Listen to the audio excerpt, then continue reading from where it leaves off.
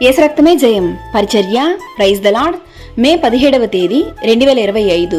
ఈరోజు దేవుని వాక్యము, నీ యవ్వనమును బట్టి ఎవడునూ నిన్ను తృణీకరింపనీయకము గాని మాటలోను ప్రవర్తనలోను ప్రేమలోను విశ్వాసములోను పవిత్రతలోను విశ్వాసులకు మాదిరిగా ఉండుము. 1 తిమోతి 4వ అధ్యాయం 12వ వాక్యము.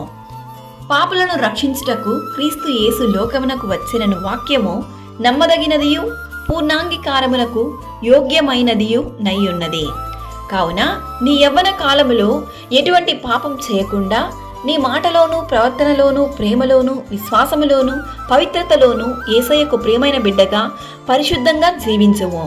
దేవుని వాక్యం ఇలా సెలవిస్తుంది, యవ్వనస్తులు దేనిచేత తమ నడత శుద్ధిపరచుకుందురు, నీ వాక్యమును బట్టి దానిని జాగ్రత్తగా చూచుకొనుట చేతనే గదా.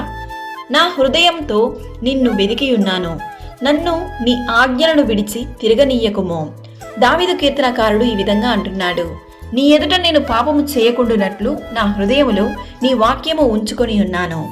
యెహోవా యందు భయభక్తులు కలిగి ఉండుట మనుషులు చెడుతనము నుండి తొలగిపోతురు.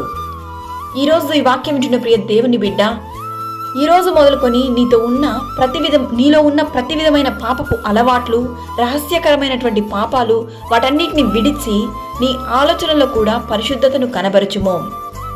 నిన్నెవరు చూడలేదని రహస్య పాపములకు బానిసవ్వకుండా సర్వ సృష్టికర్త అయిన దేవుడు నిన్ను చూస్తున్నాడన్న విషయాన్ని మరవకు. ప్రతి విషయంలోనూ విశ్వాసులకు మాదిరిగా జీవించి దేవుని దీవెనలు పొందుకునుము. ఆమేన్. God bless you.